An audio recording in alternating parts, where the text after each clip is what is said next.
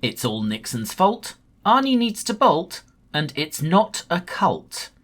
It's March 1988, and celebrating the release of Quantum Witch, this is Yesterzine.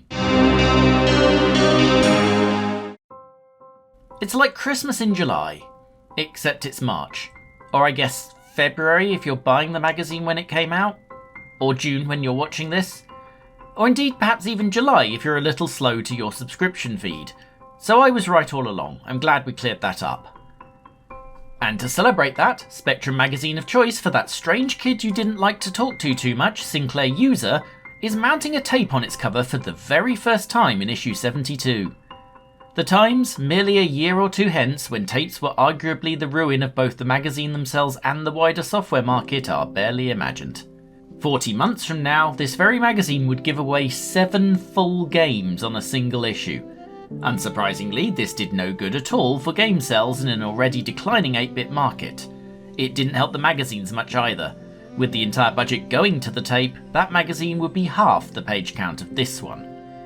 Simpler times these. Sinclair User's first cover tape technically contains 4 items, but one of those is this loading screen, so that can be its own 1,000 words. There's also some cheats that can be applied to a few recent Spectrum games. A brilliant idea, and one that if you were stuck on one of the games in question could be the best thing on the tape. Still though, nothing that's going to change the industry. Even the single full game on the tape is one that did not get a commercial release, having been put specially together for the magazine by Binary Design. And the demo is for a license I cannot believe got a video game.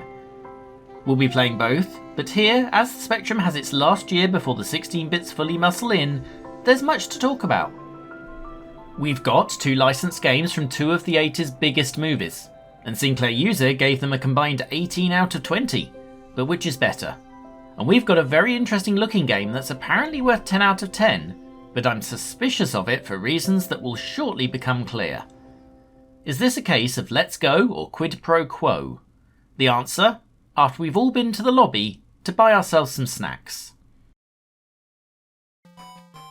I billed this as a movie battle, but in UK cinemas at least that's not really true. In the red corner and on the cover of the magazine we have Arnold Schwarzenegger vehicle Predator, represented here by Dynamite Duke on the Master System, because YouTube doesn't understand fair use as it relates to movie trailers.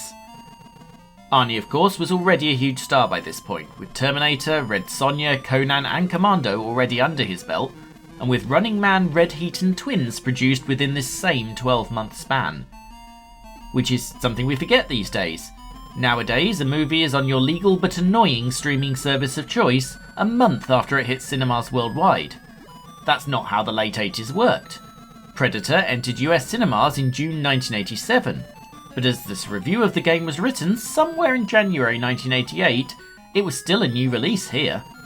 America had The Running Man before Christmas. We wouldn't see it in this country until September. Even so, Platoon is older, making 1986 in the US, releasing almost punctually in the UK in April 1987, but as the review of that title points out, had just made a home release in January 1988. But back to Predator, directed by John McTiernan directly before doing Die Hard. It's a slightly weird premise as an alien presence stalks a small commando team in a reasonably priced to film in jungle. Thinking about this before I try and play the game, Predator is a difficult choice. It's not an all-action movie. A lot of it is chasing a single, mostly invisible enemy whose vision is based on movement. Plenty of that movement in the intro. By Spectrum standards, this is one of Kojima's opuses. I watched the film directly before this to refresh myself, and this sequence is straight from it. It looks silly now, but this would be incredible for getting you in the mood in 1988. Can't argue with the comprehensive control options either. On the converse side, you've basically already heard all the sound this game contains. Predictably, Activision did not attempt to make a tense single-enemy stealth game on the ZX Spectrum. If nothing else, the Predator's vision being based on movement would have made the CPC port much easier with their usual frame rates. So instead you have a game that heavily bases itself on the first 30 minutes of the movie, where, still believing this a standard extract mission, Arnold and company go after a guerrilla camp in the woods. It's an interesting approach too. Rather than going for the classic platformer shooter look, or even a vertically scrolling one, Predator is a semi-3D take on the horizontal beat-em-up. It's a good look, even in Spectrum Monochrome. The animation is very impressive, which you have plenty of time to admire as the game decides to take up the first of your 25 allotted minutes each go by making you watch your team exit the helicopter. It's not perfect. You notice slowdown almost immediately it tries to put more than a couple of enemies on the screen, and it's not just frame rate. The entire game slows down because of the way it's been implemented. This is only magnified when the game deploys the predator, whose gaze is represented by a purple overlay and a symbol stalking you across the screen. At least at this point, you just have to keep moving to avoid him. But with the Spectrum trying to handle this many effects, it's like swimming through treacle. Be very careful, Snorkers. Their vision is based on accents. Get to the chopper! Oh, crap. As far as I've got in this, that's all I've seen of Predator himself, so I don't know if there's a showdown against him at some point. I'm not sure how it would translate if it did, as the movie conclusion would not work in this game engine at all. Although thinking about it, the monochromatic nature of the game matches Predator's vision pretty well. Which means we're mostly dealing with the human enemies, and it's at least a little imaginative with it. Some of them have mortars, for instance. Most will rush you. It does make use of stealth, as some of those enemies will at least attempt to hide from you, which is why it took me several goes to realise this includes the first enemy you'll encounter in the entire game. The sound does make that tricky, because you can easily get shot and lose health without ever realising what's happening. This continues if you die, because you respawn instantly, and in the exact same place with no invulnerability time. All too often, when I lost one life, I'd then lose another instantly to the same enemy. This is especially so because in defiance of all action movie convention, you have incredibly limited ammo, and in my experience, pickups are further apart than the release of Game of Thrones books. The temptation to use a lot of ammo is there too, because the manual itself advises you to spray and pray to a degree by standing still and directing fire across the screen. This means very soon after the start of any given game, you're going to find yourself resorting to the punching mechanic. At this point, you may have deduced Predator's main problem as a game for me: the controls. On a one-button joystick, the game is trying to fit 8 directional movements: crouching, jumping, blocking, picking up items, shooting with directionality, and punching, for which both hands are different controls. It's too much. For me, at least. I do not, as an aging idiot, have that level of coordination anymore, if I ever did. Street Fighter 2's full special move list is easier to understand than this. It's helped a little because it's often just a smart idea to avoid rather than engage with the enemies that rush you, but even doing that has its trouble because you can only move up and down the screen when you're already moving forward.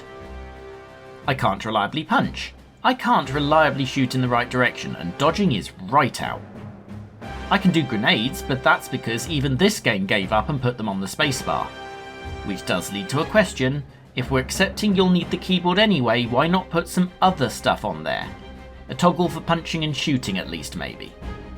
Or indeed, given you have 2 separate keyboard definitions, maybe have one that doesn't just replace joystick inputs with keyboard inputs and distributes the functions across some of the 50 or so unused keys. Spectrum User gave this the cover and the full 10 out of 10, and despite what I just said, I'm not going to debate that one. If you can get a handle on the controls, then this is incredibly ambitious for a Spectrum title, doubly so for a big movie license, and some slowdown aside absolutely pulls it off. There is still room for the competition to be my favourite. Although hang on, someone else wants a word.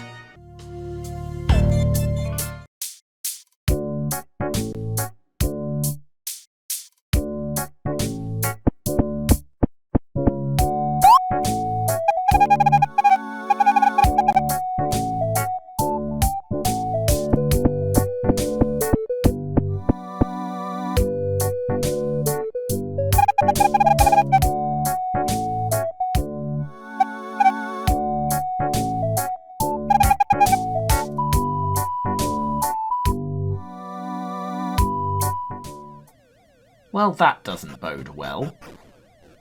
Platoon, represented here by Predator 2 on the Master System, because YouTube doesn't understand fair use, threw me.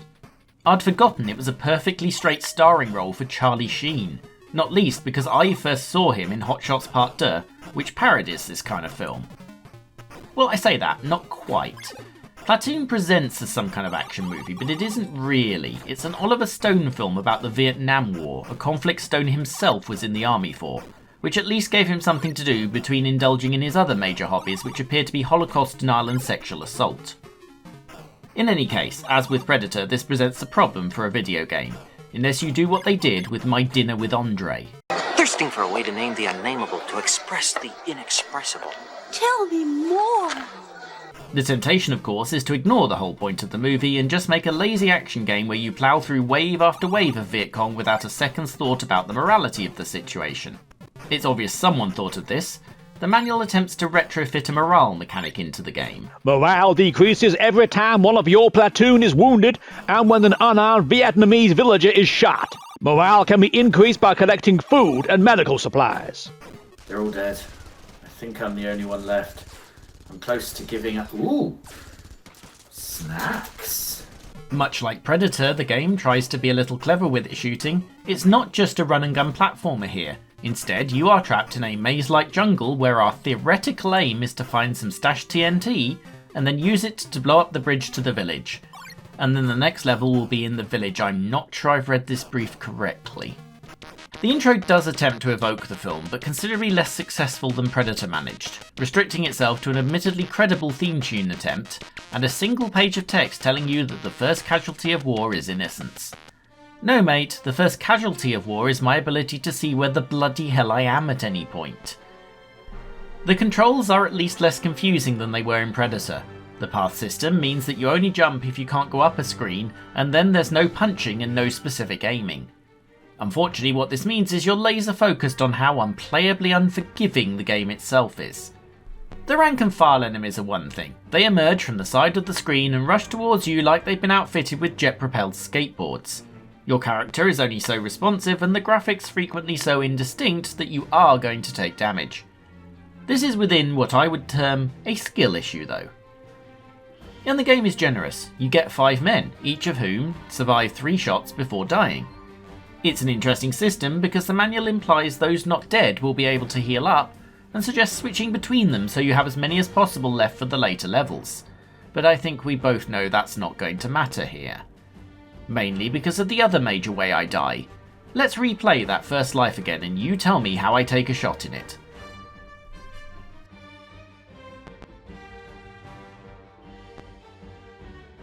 Spot it? There's a guy in a trapdoor hidden entirely behind that bush.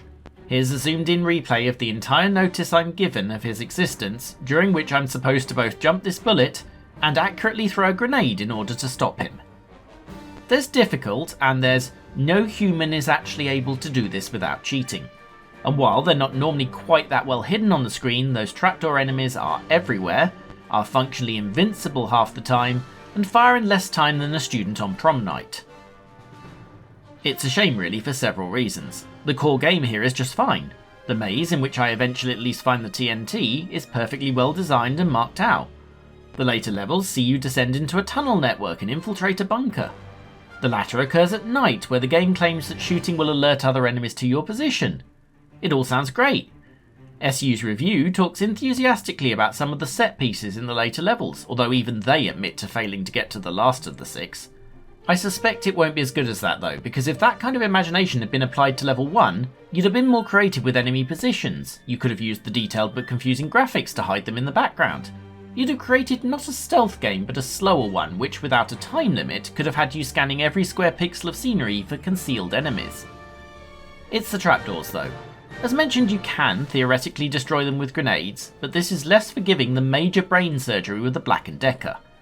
The reputation of this game is that most people never saw past level 1, and friends, I'm afraid I'm going to have to join that list. SU get weirdly hung up on another thing, the fact that the game was produced at all. I get that Vietnam was a lot stronger in the memory in 1986 than it is now, but they appear to think the game simply shouldn't exist. They make the point I did, that it ignores the point of the film it's based on and turns it into a standard shooter, albeit a clever plot-driven one, but that doesn't seem like it would forgive it. They suggest you wouldn't make a game based on the Manson killings or the Hungerford massacre, so you shouldn't make this. going so far as to say the first casualty of marketing is good taste. Not untrue, of course, but it's a weird hill to die on when the hill you should be dying on is the one directly in front of a trapdoor. Repeatedly. Not to accuse Sinclair User of hypocrisy, but I'm about to think of all those words in close proximity. You see, they probably felt obligated to review Platoon. It's a major game based on a major movie after all, it's not like a credible magazine could avoid covering it. But they absolutely do control what goes on their cover tape. Their first cover tape. And one of the two items on that cover tape is a game based on a song. And that song, improbably, is 19 by Paul Hardcastle. I know my demographics. Most of you just went, "Ah, crap," to that. But for the youngins, 19 is about the Vietnam War, and more relevantly, a disputed statistic that the average age of the US soldiers on duty in that war was 19, compared to 26 in World War II. It is an explicitly anti-war track that Hardcastle put together having watched the documentary Vietnam Requiem, footage from which makes up most of the video accompanying the song. And this is fine, unless of course the game, which SU, so opposed to Platoon, put on their cover tape, unless that game is just a generic military training game where you shoot near indiscriminately and has nothing to say about war at all. You know, for instance. So let's just ignore all that and take this tape as it is. One demo, one full game. 19 is that demo, and to be fair, the shooting gallery featured here is just part of a full boot camp that makes up a game that doesn't actually include any war. A part 2 under the name Combat Zone that would have fixed this was never released, and if anything was produced of it, appears lost. I have some issues with this demo, and perhaps appropriately for being one of the first game demos, a lot of them will be familiar. It's short. Very short. The full game gives you 2.5 minutes for this section, where you are tasked with spotting the camouflaged enemies and shooting them, while avoiding civilians. The demo gives you 20 seconds. The first time I played it, I found exactly 0 people in that time. Even in subsequent goes, there's very little of the actual game, because you don't have time to evaluate or move to the position you want. The clues given, of course, by those pop-ups are welcome, but by the time you respond to one of them, you'll be out of time. And while this isn't a demo problem, the controls are also inverted with no way to change it. The full version looks quite fun for the same reason Predator was. Even at this resolution, picking out the enemies is pretty good and the graphics do support it. The monochrome of the spectrum only helping here, but in 20 seconds you just have to pick an area and hope for the best. And of course, I only know the full game gives you longer because I checked. Your magazine buyer might assume this is it. They are of course trying to avoid the demo trope of making it so good you never buy the full game, even with their money-saving offer. That's not going to work here anyway because this isn't a great demonstration of the paid product. The full bootcamp is multiple events, including an assault course, driving, and a punchy-punchy. Are any of those any good? The demo won't tell you. Given they had a full side of the tape, it feels lazy to not let you play all of them for 20 seconds at least. Ignoring my problem with the controls, this is well put together. The graphics are excellent and the full game even has music. I'd like to try those other levels, since as a coherent set of mini-games with a point, it'd represent decent value.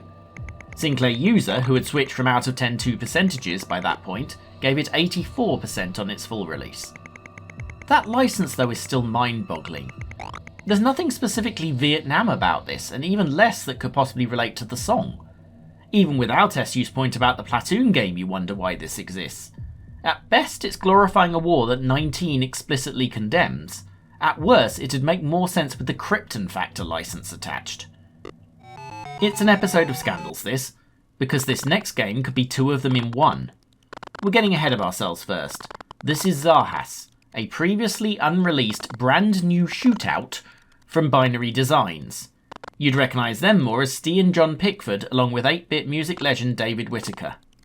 Those names mean the technical brilliance of the game is not a surprise. That's throwing an incredible amount of stuff around for a Spectrum, at some very commendable speed.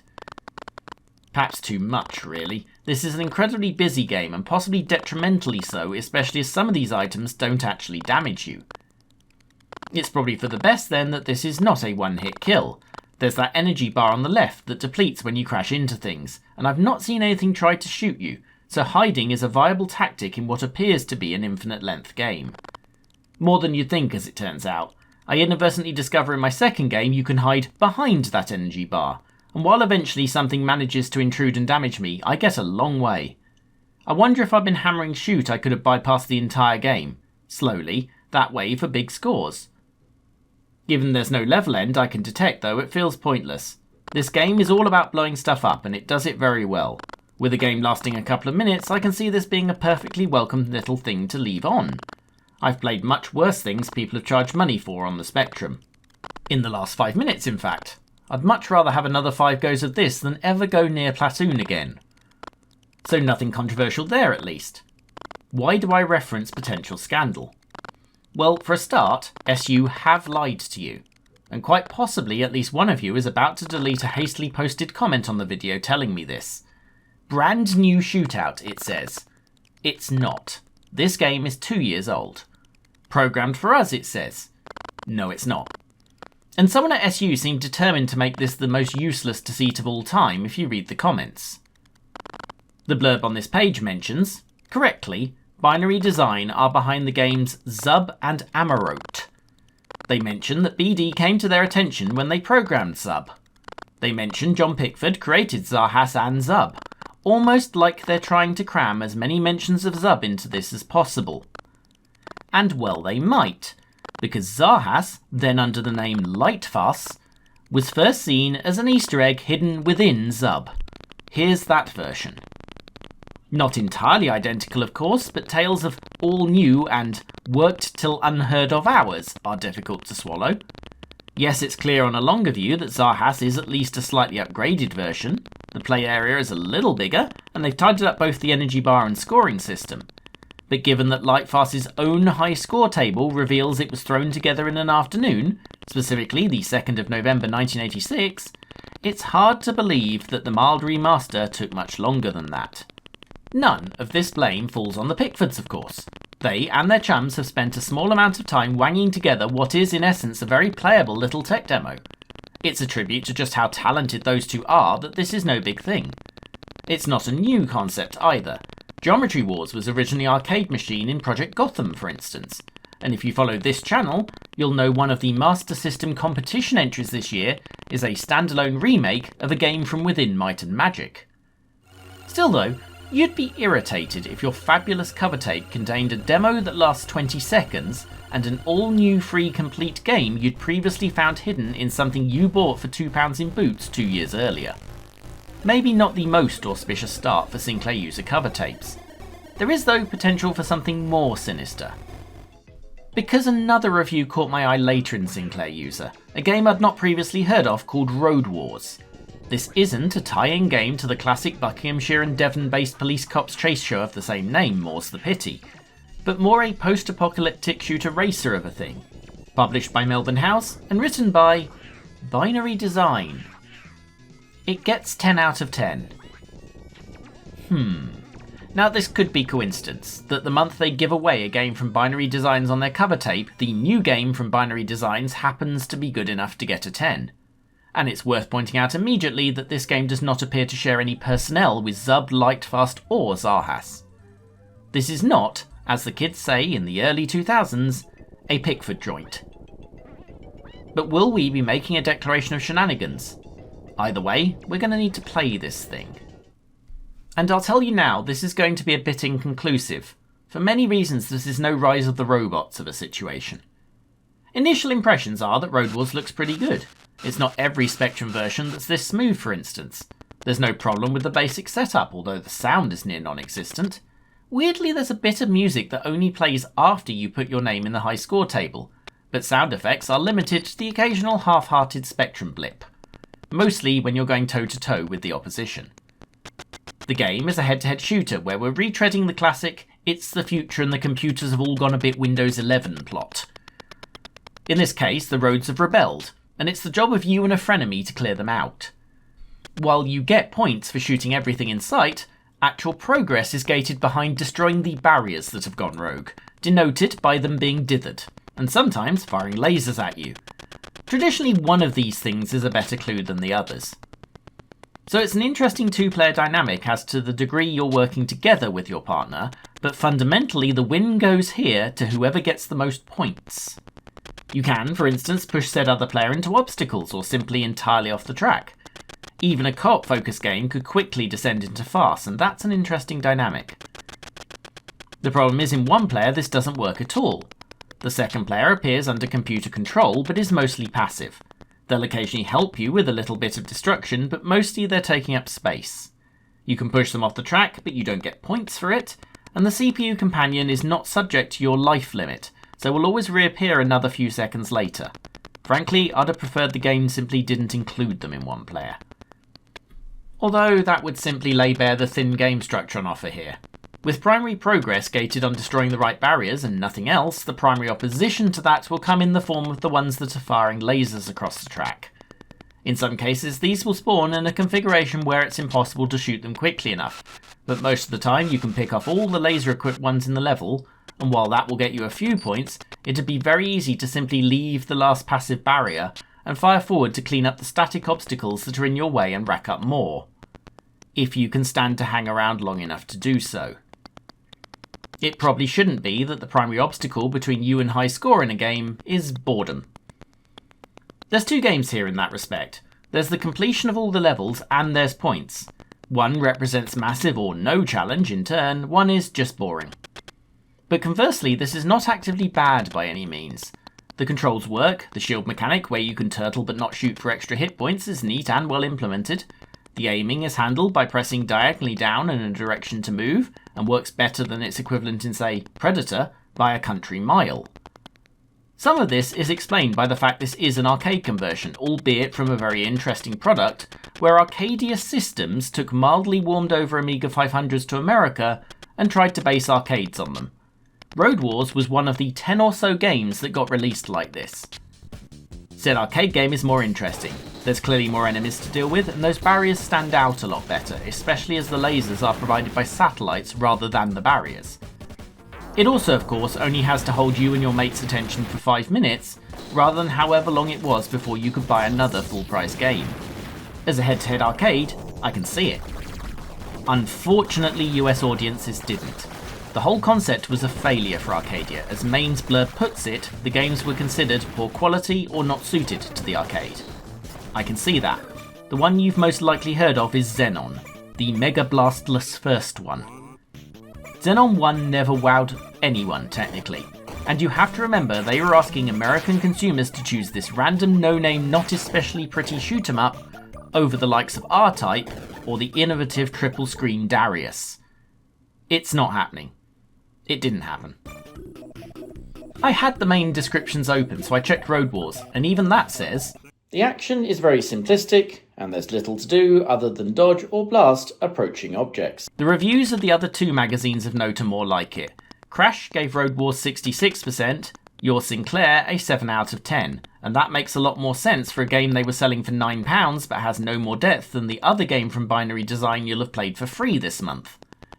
As a one-player game, it's pretty dull. Zarahas might be more fun. The only thing saving me from full declaration of shenanigans is that two-player mode. That said, SU really don't stress that in the review, mostly getting excited at the admittedly impressive technical achievement of the looping roads. Regardless of how we got here, Road Wars is not a 10 out of 10 even with a friend. But if you somehow see one of those Arcadia machines in an arcade sometime and have a friend, do spend 5 minutes trying to lose them. On the back page and throughout the episode, it is of course the newly released Quantum Witch, Nicky J's labour of love plotformer that's several million miles deeper than it first appears. It's a straightforwardly lovely day in Huss. It's always a lovely day in Huss, that's not suspicious at all.